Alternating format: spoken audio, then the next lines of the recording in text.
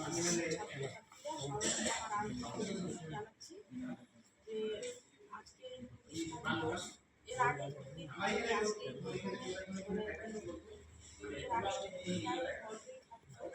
আজকে আমার এতই ভালো লাগছে যে সত্যি একটা এত সুন্দর একটা অনুষ্ঠান হচ্ছে। কেক কাটা হলে আরো ভালো লাগছে, কেক কাটা হবে না।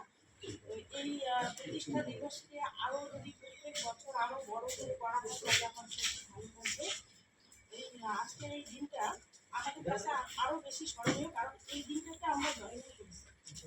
আমরা 10 জন অফিসার আমাদের এই জয়েনিং দিন আর কি আজকের দিনেই আমরা 10ই সেপ্টেম্বর 2003-এ আমরা জয়েনিং করেছি। তার জন্য এই দিনটা আমাদের কাছে আরো বেশি স্মরণীয়। তো তখন মাদকদার মুখে যে শুনলেনি যে আমরা অনেক কষ্ট করছিলাম প্রথমের দিকে। আমরা স্যারদের ডেকে ডেকে আনতাম ক্লাস করানোর জন্য, আর প্রত্যেকটা স্কুলে স্কুলে আমরা নিজেদের গুলি করেছি, নিজেরাই গিয়ে স্যারদের ডেকে আনতাম যে ক্লাস করুন।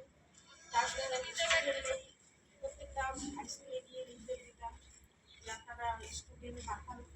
এইভাবে মানে প্রথমের দিকে আমরা অনেকই কষ্ট করেছি। আর এক মাসের বেতন আমরা দিয়েছিলাম। ফার্নিচার তখন একদমই ছিল না আমাদের, যে আমরা চেয়ার টেবিলগুলো যে ব্যবহার করতাম আমরা প্রত্যেকেই 1 মাসের বেতন দিয়েছি।